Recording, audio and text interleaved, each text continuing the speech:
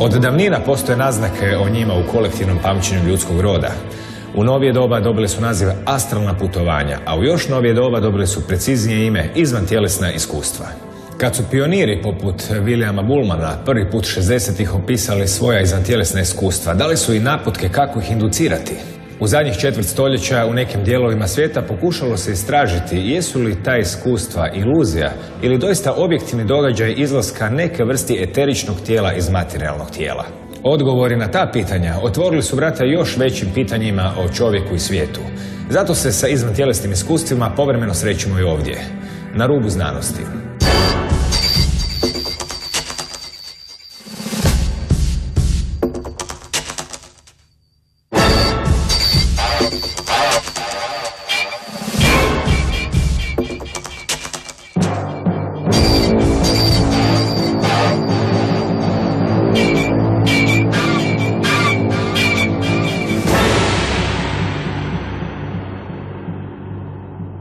Dobro večer.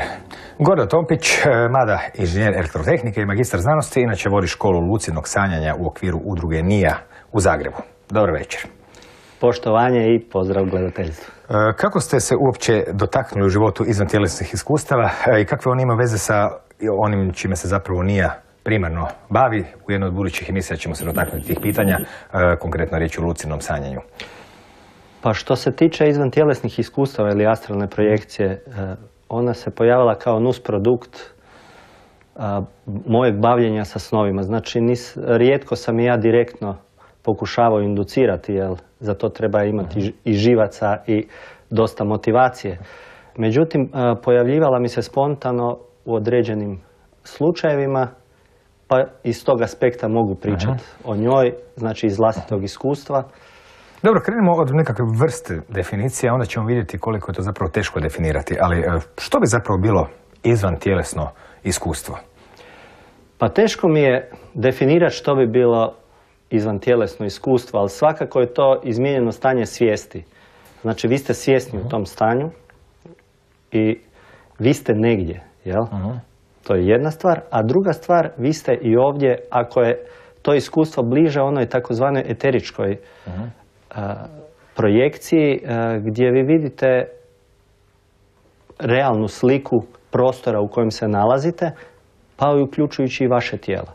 Tako da, teško mi je sad reći što bi to bilo, ali svakako bi ja krenuo od definicije da je to izmijenjeno stanje svijesti, jer ja smatram da mi kao organizmi smo ograničeni na određenu percepciju koju možemo na određene načine proširivati. Znači, vjerojatno smo mi uvjetovani na neki način. Da, to je u stvari sve relativno. Je li ova naša trenutna percepcija uža u odnosu na nešto ili je možda proširena u odnosu na nešto drugo? Možda može biti još uža i možda ih ova iskustva zapravo nam svjedoče o tom širenju percepcije. U jednom razgovoru koji je prethodio ovoj emisiji, razgovarajući o izvantjelesnim iskustvima, spomenuli ste da u nekakvoj vlastitoj klasifikaciji imate nekakve 3 vrste ili 3 razine kako ih možete dijeliti. Neke od njih su više nalik meditacijama, neke su nalik jedno od tih podjela onim klasičnim astralnim putovanjima, nešto je pak nešto više nalik snu. Koje bi te bile, ako možete objasniti, te 3 recimo nekakve razine koje eto smo sve stavili u izvantjelesna iskustva, jer zapravo je teško i definirati u potpunosti precizno predmet, dakle, večerašnje emisije? Dakle, temeljem svojih iskustava nekakvih, ja sam to klasificirao u nekakve, ajmo reći, 3 razine. Ili možemo reći 2 razine. Prva razina koju sam nazvao eterička projekcija, ona mi se odlikuje s tim da, već sam napomenuo, da vi kad se izdvojite iz tijela, spontano ili ajmo reći poluvoljno, vi vidite prostor oko sebe onakav kakav je. Dok ova druga, koju nazivam astralna projekcija, nju uglavnom sam doživljavao u snovima ili u dubinskim meditacijama, na primjer yoga nidre i tako, gdje bi zaspao. Znači, došao bi u svojevrsno stanje transa gdje mi je svjesnost još uvijek zadržana i gdje je mogu koristiti. Jel? Razlika bi toga bila što bi, na primjer, u snu još uvijek zadržavao elemente sna, znači ko u lucidnom snu, Vi i dalje pričate, ne znam, s nekakvim alijenom ili s nekakvom osobom i tako. Međutim, stvari su puno plastičnije i postoji cijeli niz stvari po kojima znate da to nije običan lucidni san. E sad, meni je teško govoriti o tome, inače klasificirati jednu takvu pojavu koju meni se baš nije prečesto dešavala. Dešavala mi se pogotovo onda kada sam aktivne imaginacije radio, kada sam radio na fokusima svijesti, kada sam radio inkubaciju snova, kad sam bio iscrpljen, a trebao sam ostati budan i tako dalje. Znači, postoji niz slučajeva kad sam ja to pokušavao napraviti. Međutim, kod svih tih stvari dešava vam se to da vi, barem ja je nisam nikad uspio voljno dobiti na način, evo, danas je želim napraviti, danas ću dobiti. Nego je vi na neki način inkubirate. Inkubirate i onda vas jednostavno ona pogodi i počne vam se dešavati sve učestalije i učestalije. Kad prestanete s tim vježbama, kad prestanete u biti s tim vježbama brusiti svoju motivaciju, svoju volju, to je ključni faktor. Kad vi imate motivaciju i volju, onda možete sve. A kad je nemate, onda vam je vježba isprazna. Da, ako vam nije to zapravo jako bitno na nekakvoj ljestvici prioriteta, ne možete se pretvarati da je. A čujte, znate kako je sa studentima. Zanima vas malo ovo, malo ono, malo bi radili na snovima, malo bi meditirali, malo bi s dečkima van, malo bi svirali. I onda imate raspršenu pažnju. Jel? Međutim, ljudi koji su se tome posvetili, koji samo, što bi mi rekli, briju po tome. Međutim, postoje ljudi koji su si dali truda da rade razne od tih nekakvih pokušaja induciranja vježbi, da tako kažemo, da bi ih to dovelo u stanje tih izvantjelesnih iskustava. I opet se događa da su jako sretni ako im se od tih silnih vježbi to dogodi u mjesec dana jednom, u mjesec i pol. Drugim riječima, jako rijetko sam sretao ljude koji to doista po želji, namjeri mogu educirati ove sekunde. Koja bi uopće bila razlika između lucidnog sna i izvantjelesnog iskustva, s obzirom da se lucidni san definira kao probudiš se u snu, a izvantjelesno iskustvo se obično opisuje kao ti zaista negdje si u ovom prostoru, pa poznamo primjere iz prošlosti gdje su ljudi govorili kao da ja sam zaista izišao iz tijela zato jer sam vidio šta su pričale, ne znam, medicinske sestre pa prethodnika dalje i mogu vam sad to ispričati, makar sam ovdje ležao i spavao. Međutim, pitanje jest kako osoba koja se nalazi u takvom nekom stanju izvantjelesnog iskustva može znati sanjali ili doista uvjetno. To smo malo izgubljeni u pojmovima, jer kad se zapitate što je to halucinacija ili vizija, ne možete nekako zanemariti da je ovaj svijet se oko nas stvara u našoj glavi na isti način kao i san ili kao bilo koja druga vizija. Tako da tu stvarno nestvarno postaju skliski pojmovi. Ali recimo, kako znate da je riječ o izvantjelesnom iskustvu, a ne o lucidnom snu? Kako znam? Da. Pa ajmo reći ovako. To je sve stvar osjećaja. Lucidan san uglavnom je popraćen u 99,9% slučajeva ushićenjem.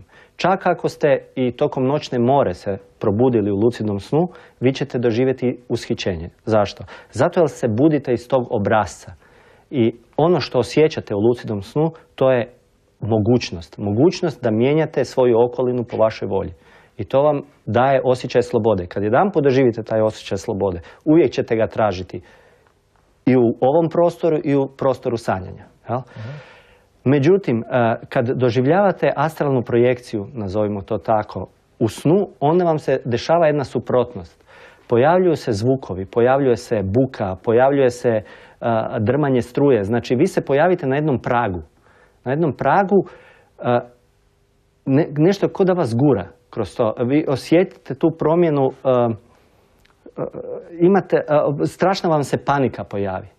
To je vjerojatno najveća panika koju možete doživjeti u životu. Ne znate zbog čega, ali ona je tu. Ona je tu i jednostavno ono što vas može progurati kroz taj prag panike je nekakva vaša vlastita, ajmo reći, kreativna ludost. Da kažete, idem, znam, to su vrata astralne projekcije, idem kroz to. Pa šta bude. Pa šta bude. I ako izdržite to, ne znam, par sekundi, 10 sekundi, koliko traje tu buku, to drmanje, mislim, kod elektrošokove, čujete čak u nekim slučajima svoje ubrzano disanje, koje je vrlo, onako, ko uplašen čovjek, isprepadan. Da, baš tako. Kad prođete kroz to, onda vam se dešava da to nestane, ko ko da postanete mjehura od sapunice i počnete lebditi po tom prostoru. Ajmo reći lebditi, ne morate lebditi. Ali hoću reći, znači vi i dalje zadržavate ajmo reći, elemente tog lucidnog sna, iako su oni postaju vrlo plastični. Ajmo reći da je to ko neka vrst vizije. Vizija i stvar postaje realnija. Realnija i osjetljivija. Znači, u lucidnom snu, lucidan san vas još pod navodnicima neće poslušati ako vi mislite o nekoj stvari ili ako želite namjerno nešto napraviti, tipa želite proći kroz zid, ne znam baš da li ćete uspjeti proći kroz zid. Međutim, ovdje vam je, astralni svijet vam je puno, mislim, taj dio tog prostora je puno osjetljiviji na to. Znači, ajmo reći da se puno lakše gibati, ali i druge stvari se drugačije ponašaju. Teško mi je jednostavno opisati. Znači, to je vezano uz tu, ajmo reći, sanjajuću percepciju. Ja je zovem ko vizija. Dok ova druga koju ja nazivam tako je bliža realnosti, nju uglavnom najbolje postižete kada padate u san. Znači, kad padate u san i tijelo vam je totalno opušteno i prelazi u stanje ukočenosti. To je ono hipnagogičko stanje između sna i jave. Već prestaje hipnagogičko stanje, znači vi gubite svijest i o hipnagogiji. Znači, još dublje padate. Jednostavno, u tom trenutku, ako uspijete na neki način osvijestiti svoju svjesnost, da se tako izrazim, i napravite voljni pokret da želite ići van tijela, vi ćete izaći bez problema. Ali problem je u tom trzaju. Zašto problem u trzaju? Pa problem je u trzaju jer je to taman jedan tanki sloj gdje svi padamo, ajmo reći, u nesvijest. I poslije eventualno u alfi tek počinjemo sanjati i eventualno se budimo u snu. Ali ako se probudite na toj jednoj razini, nije stvar čak ni u buđenju, nego je stvar u tom svjesnom trzaju da vi znate da je vama tijelo odumrlo, jer tijelo vam je ko kaput. I onda samo ga trebate voljno otresti sa sebe. I sad, ako vi napravite u tom trenutku ne misaonu želju, jer misli u tim svjetovima nemaju nikakvu snagu, nego voljno, znači odavde, pleksus i znači napravite trzaj, onda ćete se vi stvarno naći pored svog tijela. S tim da ga ne smijete gledati, čim ga pogledate, usisat će vas natrag. Ma da, zbog čega to? Ne znam, to je i Muldon je to opisivao. Ja ne znam da li sam ja to zbog čitanja pokupio, ali imao sam taj slučaj da sam se šetao po sobi i pogledao sam na krevet jer sam znao da spavam tamo, znači sve. I to je bilo pre nemoguće jednostavno. Čim pogledate jednostavno to je takav mehanizam koji vas odmah uvuče unutra ili pomislite, dovoljno vam je sama želja da se želite vratiti. Znači, a u ovom drugom slučaju nema one buke, straha, zvonjave, lomljave stakla, isto ima. Ima, ali zna nekad to vrlo kratko trajati tako da vas jednostavno samo baci. Ko da vas nekakav strujni udar drvne ili kako bih rekao, nekad zna biti kolomljava stakla ili znače ljudi koji su Joy Division slušali pa stvar Eternal se zove, počinje sa tim određenim zvukom, jel? Ide otprilike tako, ko zrikavci nekakvi, ali koji ima ko i lomljavu stakla u sebi i zanimljivo je s takvim zvukovima i ritmikavima i zvukovima počinju i iskustva vezana uz razne halucinogene biljke i napitke, kao s nekakvim ritmovima koji šuškaju ko neke šuškalice i slično. Vjerojatno je to taj prag, ja sad govorim kako se meni to čini. Čak mi se činilo da liči na onaj crtić djecu Ivica se zovem, kad Ivica ide u zemlju crtica, pa je sličan zvuk. Pa sam rekao, znao je čovjek šta crta, kao ide u zemlju crtica Ivica. Da. Vratit ćemo se mi još nekim iskustvima. U međuvremenu, evo, rijetko pruža život priliku sresti prave pionire u bilo čemu. Prepoznavanje fenomena izvantjelesnih iskustava započelo je Williamom Bullmanom i dugo je godina njegova knjiga Avanture izvan tijela bila glavna početna točka za svakog zainteresiranog za tu temu. Uz to, prije Bullmana nitko nije ni prepoznao ni definirao taj fenomen koji je danas pod nazivom izvantjelesna iskustva postao dio općeg znanja.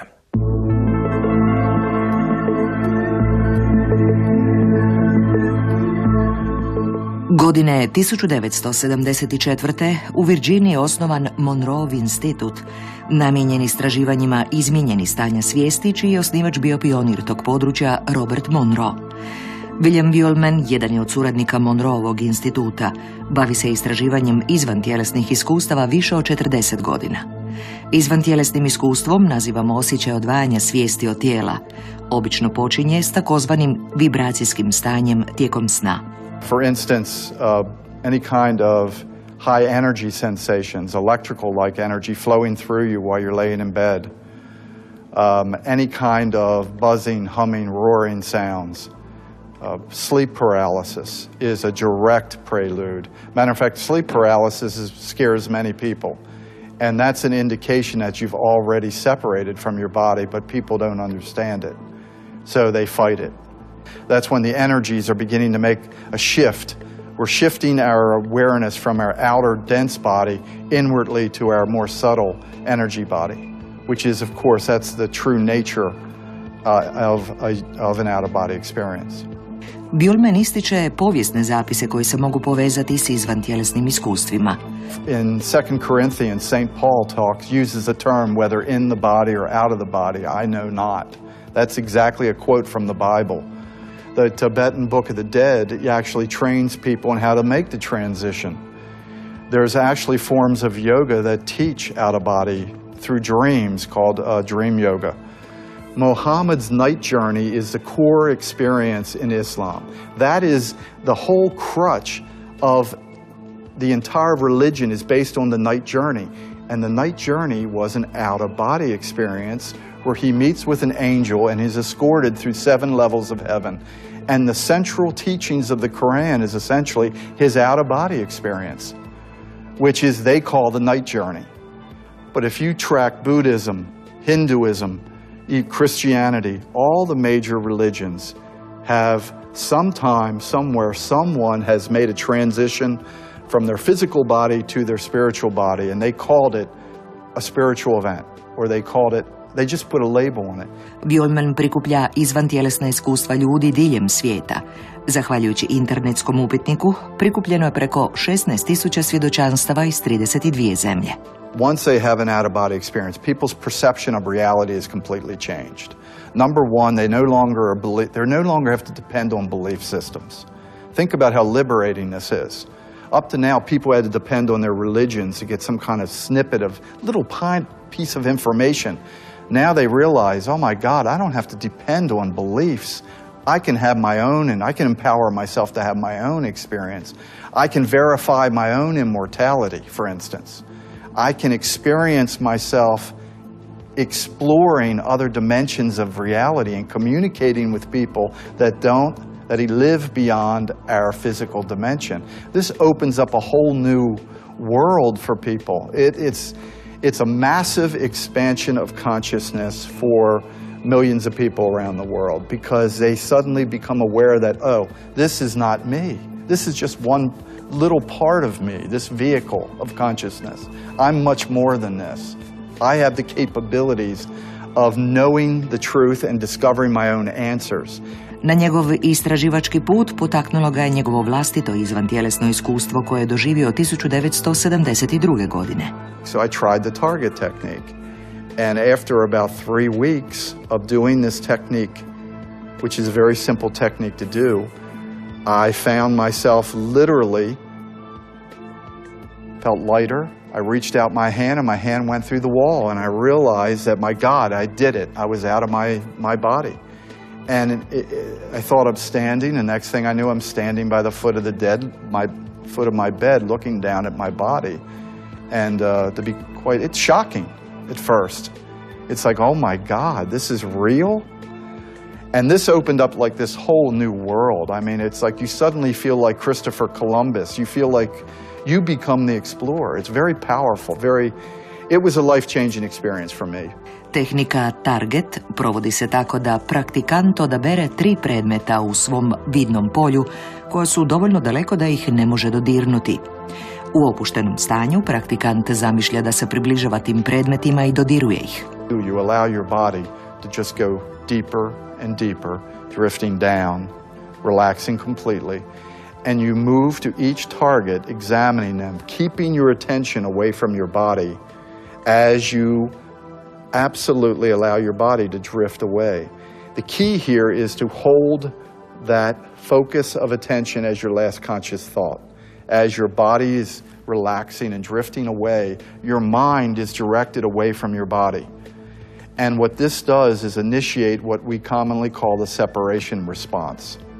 And this is what initiates the vibrational state and initiates the onset of an out-of-body experience. The key here is to repeat it every day for a month.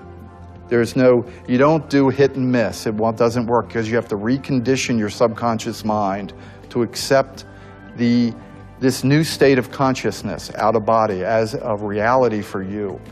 And that's the key, daily practice of a technique. Na Monroeovom institutu Buellman održava radionice nazvane intenzivno istraživanje izvantjelesnih iskustava. Mnoge polaznike podučava različitim tehnikama poput vizualizacije, meditacije i hipnoze, koje potiču kontrolirana izvantjelesna stanja. Institut je poznat po bogatoj povijesti istraživanja izmijenjenih stanja svijesti. In the past, there's been all kinds of experiments done, including there was selective Ingo Swann, and there was other special out-of-body explorers that were brought in, and they did tests on them, where they, in some cases, they had pictures that were put in remote locations, and they had to see the picture and describe them. In one instance, there was a 4-digit number that was hidden in an envelope, and someone had to leave their body and actually examine what the target was, what those 4-digit numbers were. There's been several things like that that's been conducted over the years. Buellman naglašava da vrijeme ne predstavlja nikakvo ograničenje tijekom izvantjelesnih iskustava. Tvrdi da se u tom svijetu otvaraju sasvim novi potencijali stvarnosti. Whatever your perception is, when you're out of body, you don't have eyes. You obviously don't have physical ears. You don't have physical any attributes. As you prolong your out-of-body experiences, what will happen is your physical attributes will these energy creations will melt away, and you become almost like a globe of consciousness. And this happens to anyone who prolongs their experience. I mean, we're talking about within minutes. For me, it happens, and it's natural because that's what we truly are. We are consciousness with 360-degree perception ability, and we have the ability to create our reality at will. And thought is the creative force. So one of the advantages of out-of-body exploration is that you begin to develop your own capabilities to create your own life.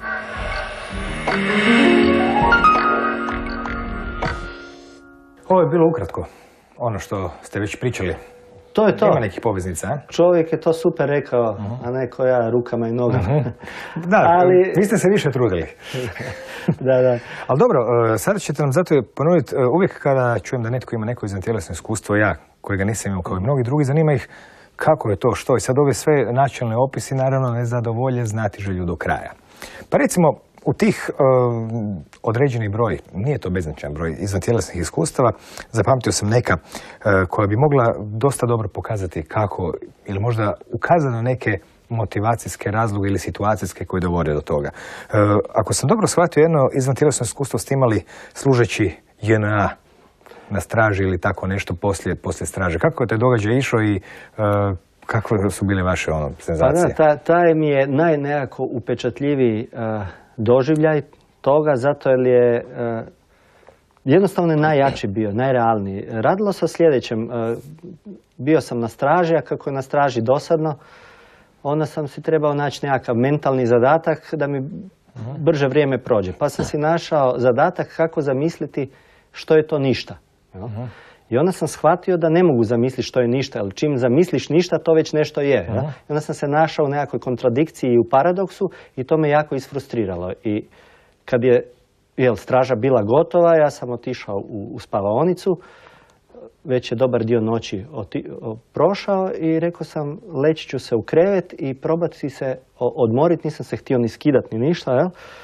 I legao sam u taj krevet i jednostavno od umora i iscrpljenosti sam zaspao, a s druge strane mi je ostao raditi pa sam sanjao to ništa, sanjao sam taj nekakav vakum, a s druge strane cijelo vrijeme sam bio fokusiran na to da me ne smiju vidjeti da spavam u čizmama obučen na krevetu, jer to je grijeh bio u vojsci. I baš u tom trenutku je ušao dežurni desetar u mračnu spavaonicu. Moj krevet je bio prvi do zida. I kako sam se ja na neki način uplašio da me ne vidi, ja sam jednostavno skočio s kreveta i našao se ispred njega. I počeo mu objašnjavati da evo ja sam baš htio, ostaviti čarape van, cipele, nešto i to, ali sam shvatio da me čovjek opće ne vidi, ja stojim ispred njega. Jel? I onda mi je to postalo sumnjivo i okrenuo sam glavu prema svom krevetu i vidio sam sebe kako spavam. I čim sam to vidio, usisalo me natrag i normalno, cijelu noć poslije nisam spavao, bio sam krcat energije i u biti... Znači, kada ste se, da kažemo tako, vratili u tijelo, odmah ste se i probudili? Naravno. I ne samo to, nego sam ja znao koji je desetar ušao. Mislim da čak to nije desetar bio iz te naše čete, a bilo nas je stotno. Znači, ja sam točno istu scenu kad sam se probudio vidio. Znači, nisam mogao sanjati određenog čovjeka koji tiho ulazi u sobu. A da je to zaista taj koji je ušao? A zaista taj, od njih, ne znam, hrpu tamo, cijele vojarne. Tako da mi je to jako upečatljivo ostalo, to je prva stvar, a druga stvar je bila ta što ja sam bio pun energije. Poslije toga ja uopće nisam trebao sna. Ja sam jedva čekao da dođe 5 sati ujutro, da se probudim i idemo, akcija. Opet na stražu. Drugi, jedan od nekoliko slučajeva također ima u sebi te elemente objektivizacije, da kažemo. Slučaj, evo, za mali podsjetnik, to je bio slučaj kada navečer se umorni vraćate iz Jabuke, mladić nakon noćnog provoda i sve to, ide spavati i slično. Koje su bile odlike i scenarij tog izvantjelesnog iskustva? Pa to je bilo jedno romantično izvantjelesno iskustvo. Zašto romantično? Zato jer nije imala te elemente buke i svega toga, nego jednostavno našao sam taj ja nazivam to klik. Jedan klik koji me više puta mi je dozvolio da uđem i izađem iz tijela. I znam da sam sebi tada rekao, joj, pa to je tako jednostavno, pa to može svatko. I igrao sam se, vratio bi se natrag, pa bi izašao, pa bi opet ušao u novi san, pa bi opet izašao po volji van i tako par puta. Jednostavno sam rekao, super, sad sam to naučio, sad je moja cijela noć. Jel? Naravno da se ja toga ne sjećam, koji je to klik, jel? To je taj nekakav, ja to volim reći, nekonceptualni klik. Jednostavno, ne možete to ponoviti, što je Uspensky isto znao govoriti. Vi možete doći do nekakvog prosvjetljenja, jel? I bit će vam super tamo, ali glavni problem je što ćete zaboraviti put kojim ste došli. I to je ono, znači taj proboj. Što se tu desilo? Znači ja sam se kasno vraćao iz noćnog provoda, obično se to 5-6 ujutro vraćalo kući i bilo je normalno, mislim čak nekako proljetno vrijeme, ajmo reći relativno toplo. Ja sam legao spavati, kako ja sam volio dugo spavati, ja sam usnuo san koji u biti bio astralna projekcija. Jel? Kako sam znao? Znao sam zato jer je bilo sve realno, znači točno sam vidio šta je u sobi, gdje su roditelji, gdje je sestra. Došao sam do zastora i vidio sam da vani pada snijeg i da ga ima 4 prsta. Jel? I poslije kad sam se digao, vidio sam da odmah po podizanju mi je bilo čudno što vidim isto ono što sam sanjao, a kada sam došao do dnevne sobe vidio sam da su točno zastori u tom položaju i da je vani 4 prsta snijega. I točno sam vidio ono u biti što sam, ajmo reći, sanjao. Iako to ne može biti san, zato jer san ima drugačiju teksturu, ajmo to tako reći. Da, neke stvari jednostavno čovjek, kada se kaže, jednostavno kada vidiš onda ćeš znati. Ali kako, tako, ne mogu ti objasniti. Pa to je to. Također, na neki način do izvantjelesnih iskustava ponekad i dolazi zbog nekakve podijeljene motivacije između tijela i duha. Duh želi jedno, tijelo želi drugo, pa se nekako dogovore, idemo se privremeno razdvojiti da to ostvarimo. Recimo, zanimljiv je bio slučaj, ako se ne varam, kada ste čekali na određeno zvono u vašoj sobi da zazvoni, nekog ste očekivali u gostima, curu ili nekog. I sad što se tu zbivalo i zbog čega je tu došlo do izvantjelesnog iskustva? Pa tu sam shvatio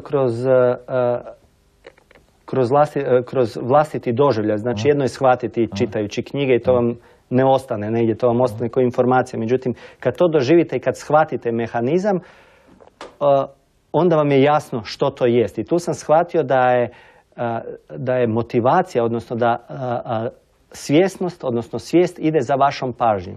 Znači, ako ja sad vas gledam u oči, onda je moja svjesnost na vašim očima. Osim ako mi nije pažnja negdje drugdje, jel? Tako sam ja, normalno, mlad, lud, na fakultetu, neispavan, došao kući, legao sam u krevet, odmoriti se samo 5 minuta, da tih 5 minuta barem malo tijelo opustim, dok mi dođe tadašnja djevojka koju nisam nikako smio propustiti interfon kad bi mi pozvolila da to prespavam slučajno, jer ne bi bilo u redu, jel? A bio sam strašno umoran i desilo mi se to da je tijelo palo odmah u san, ali je svijest, moja pažnja ostala na tom interfonu. Znači ja sam se fokusirao, točno se sjećam, fokusirao sam se samo na zvuk toga interfona. I desilo mi se u jednom trenutku da sanjam san na nekakvom košarkaškom igralištu, gdje skačem i vidim da dolaze, da jednostavno osjetite cijelim tijelom taj strujni impuls i da se izdvajate u taj astralni dio, jel? Ne znam kako uopće bi to objašnjavao, preko praga da to vidite. I jednostavno sam, strahovit me strah uhvatio, jel? Ali sam rekao, vidi, ko zna kad ćeš sljedeći put opet, ajde, kroz to. I dobio sam tu jednu isto projekciju koja je trajala određeno vrijeme. Isto sam se digao, napunjen energijom. A što, na kraju interfen zazvonio, jeste ga čuli? Ne, on je poslije zazvonio, 5 minuta kasnije, onda sam ja uspokojio, imao sam astralnu projekciju, super. I sad, zašto je važno to moje iskustvo? Ja sam to poslije pokušao ponavljati, na način da se puno umaram, ili bi vježbao... Sad je William Buhlman u prilogu pričao, fokusirate se na neke predmete vanjske i slično.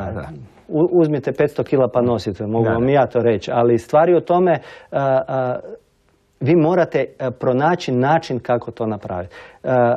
Morate vi probuditi takvu motivaciju da vama pažnja bude točno na tome. Ako zadržite pažnju na stolu, ništa zanimljivo zapravo ne možete zadržati jer vas ne zanima. U ovom slučaju je bilo vrlo važno da interfon zazvoni i da netko... Ma naravno, osim toga imao sam nekakvu motivaciju za ljubljenost i sve skupa koja me zašiljila i držila u tom smjeru. Jel? A priroda sna je sama takva da kad vi uđete u hipnagogički svijet, vi ste gotovi.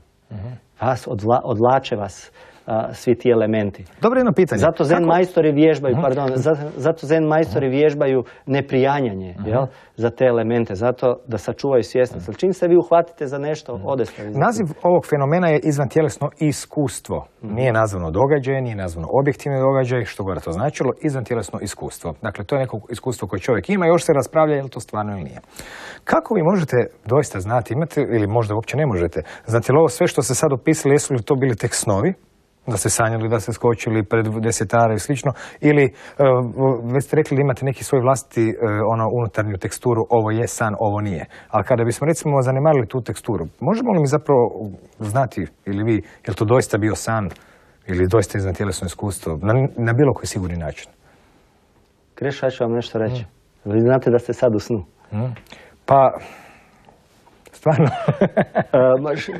Šalimo se. Šta sam htio reći? Nema tu dokaza. Što je stvarno, što je nestvarno. Što više iskustva imate, to ste zbunjeniji. Ja mogu reći samo da je stvarno ono gdje se vaša svjesnost nalazi. Ako je ona tamo negdje, onda je to stvarnost. Ako je ovdje, onda je to stvarnost.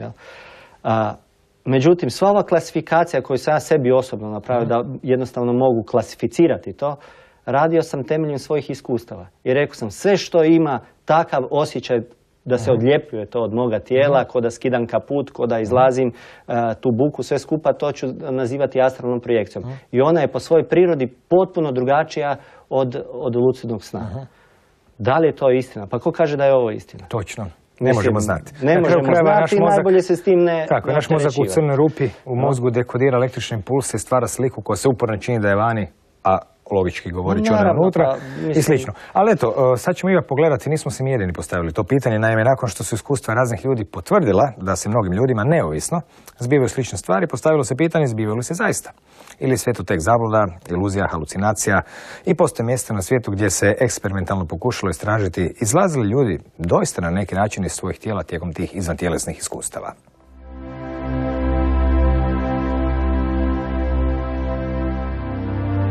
There are many different research projects that have been made.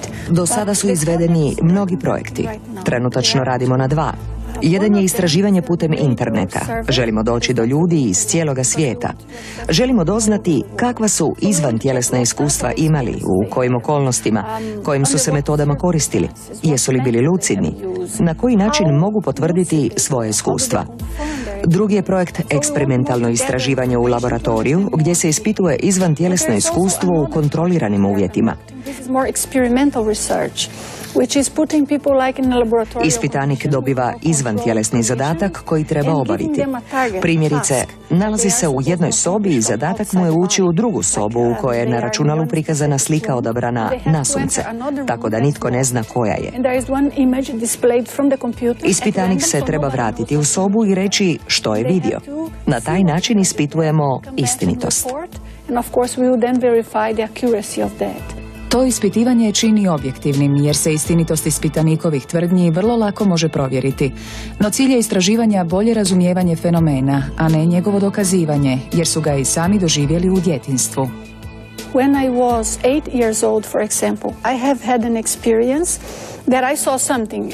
Kad sam imala 8 godina, imala sam izvantjelesno iskustvo. Vidjela sam nešto što ni na koji način nisam mogla vidjeti prije.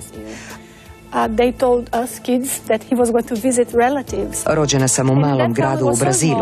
Jedan moj rođak bio je bolestan, a nama djeci je rečeno da ide u posjet rođacima. U gradiću nismo imali televiziju, knjižaru ili knjižnicu. Ja nikada nisam vidjela bolnicu. On je zapravo otišao na operaciju.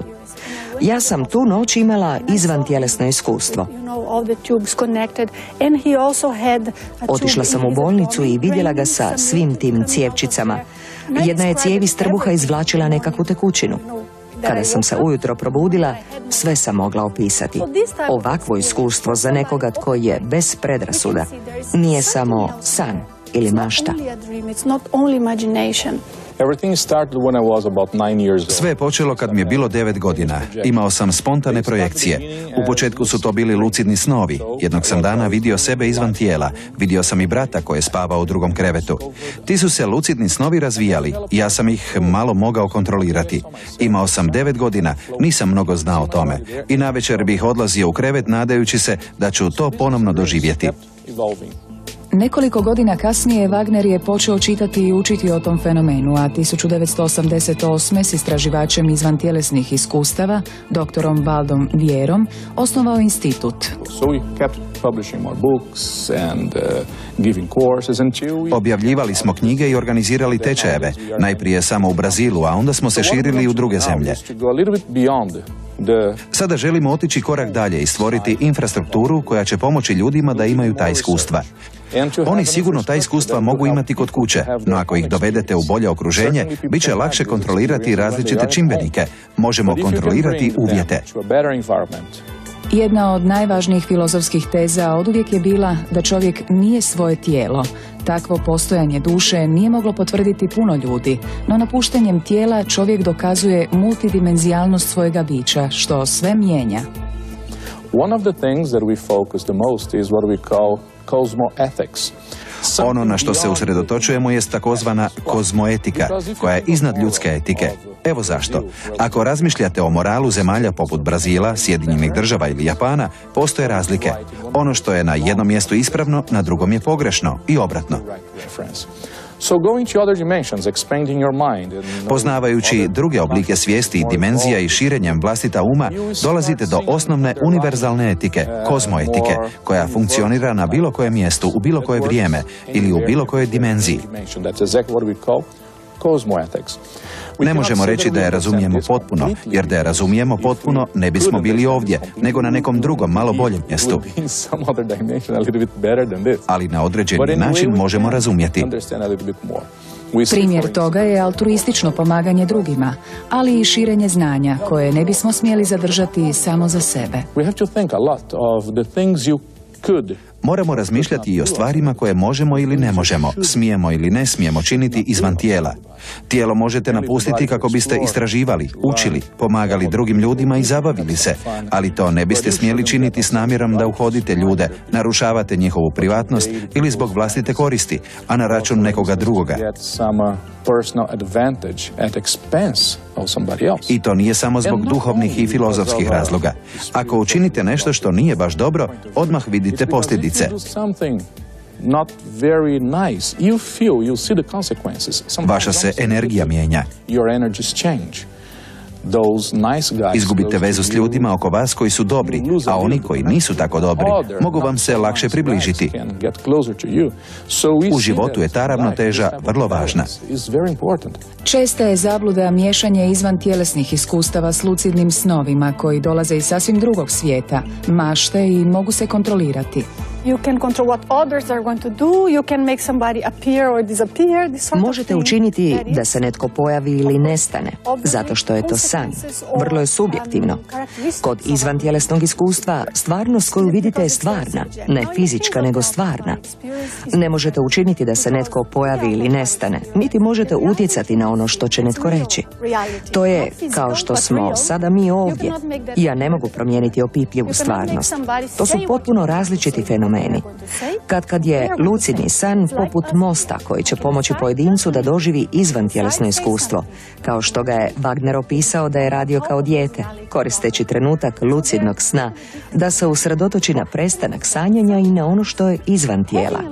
Mnogi ljudi to mogu učiniti. No mogu naučiti i različite tehnike za doživljavanje izvantjelesnog iskustva koje kod različitih ljudi različito djeluju. Univerzalna tehnika je fizička relaksacija. Zvuči vrlo jednostavno, ali ljudi ne znaju kako se opustiti. Dovoljno se opuste samo da mogu spavati. Malim napetostima koje zadržavamo u tijelu spajamo tjelesno i netjelesno. Kod duboke relaksacije, tijelo kao da je u dubokom snu, ali vi ste svjesni. Ne sanjate, nego ste budni, samo ne osjećate tijelo.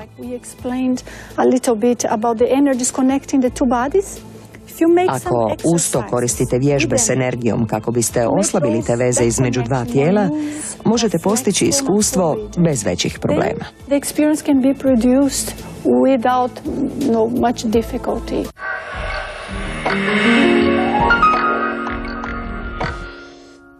Kako bi ljudi se dobili u stanje da mogu doživjeti izvan tjelesno iskustvo?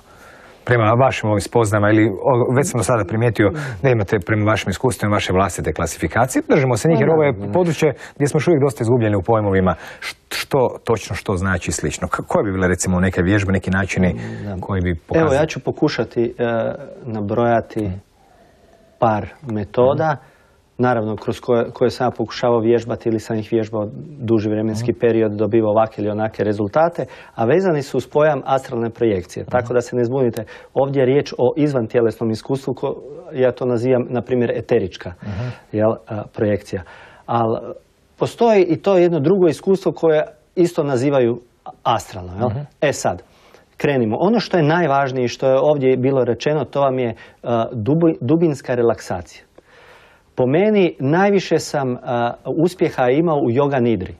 Ne samo ja, nego i moji školarci iz škole lucidnog sanjanja i zato im ja uvijek jedan dio toga ispredajem. Kažem, pazite ljudi kad ćete se tako opuštati, kad ćete raditi, kad ćete vježbati letenje u snovima ili imaginaciju koristiti, može vam se desiti da ne uđete u lucidni san, nego da vas počne bacati u astralnu projekciju. Nemojte se uplašiti onda, jer postoje ljudi koje sva ta buka i taj prag astrala ih toliko uplaši da danima ne mogu spavati. I misle da su ih opsjeli demoni i ne znam svašta ljudi izmisle. Međutim, to je naše nasljeđe tjelesno. Dakle, dubinska relaksacija i fokus pažnje. I taj fokus pažnje morate negdje imati, a to negdje je izvan vas.